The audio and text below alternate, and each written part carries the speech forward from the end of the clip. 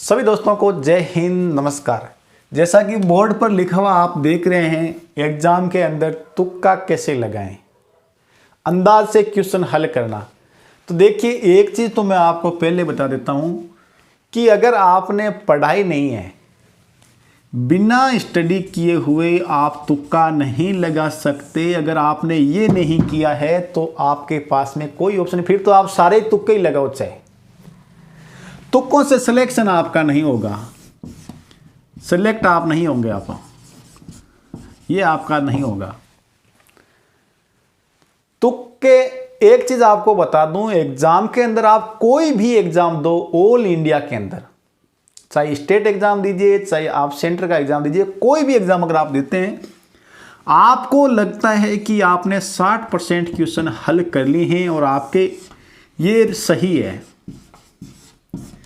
60% paper अगर आप solve out कर रहे हैं, 55 से अगर आप ऊपर निकल जाते हैं, मैं तो कहता हूं 55%, अगर आप 55% से ऊपर निकल जाते हैं, 60 से ऊपर तो फिर और ही बढ़िया बात है। बाकी अप्रोक्सीमेट 55 से 60 के बीच में हम लेके चलते हैं। अगर आप यहां पहुंच जाते हैं तो उसके बाद में तुक्का लगाने से बिल्कुल भी आप परहेज करें।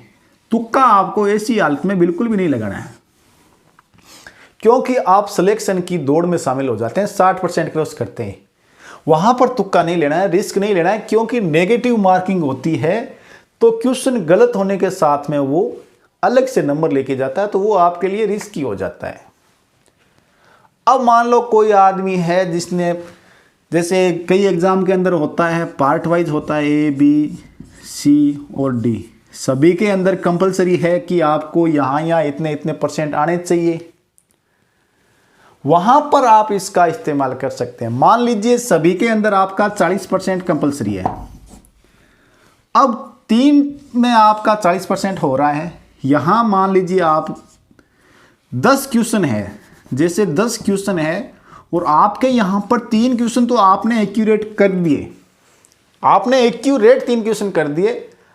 अब आप इसी परिस्थिति के अंदर तुक्के के लिए जा सकते हैं, क्योंकि आपका अगर 4 क्वेश्चन नहीं हुआ तो आप आउट तो वैसे ही हो जाएंगे।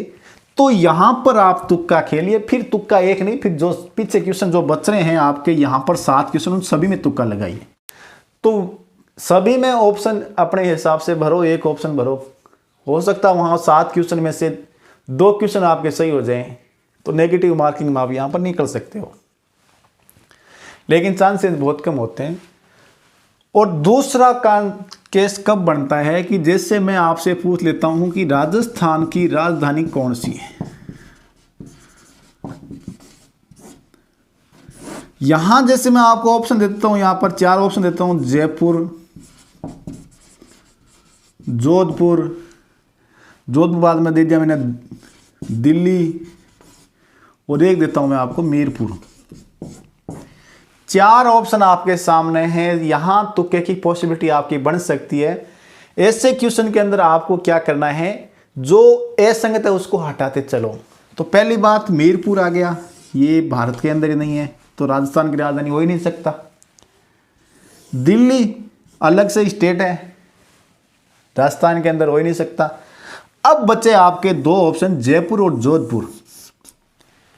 तो आप यहां पर अपना बेसिक कंसेप्ट लगा के आराम से सोच विचार के आप थोड़ा सा अगर आप क्वेश्चन को जोड़ डालोगे तो हो सकता है आपने कहीं पहले पढ़ा है तो आपका दिमाग यहां पर आ जाएगा कि भाई जयपुर लगा देते हैं। तो एक पॉसिबिलिटी ये बनती है। बाकी अगर मैंने आपको ये चीज़ बता दी, अगर आप 60% हल कर लेते हैं, तुक्के नहीं लगाने, उससे नीचे अगर आप रहते हैं तो आप अपनी जोखिम पर तुक्के लगाएं।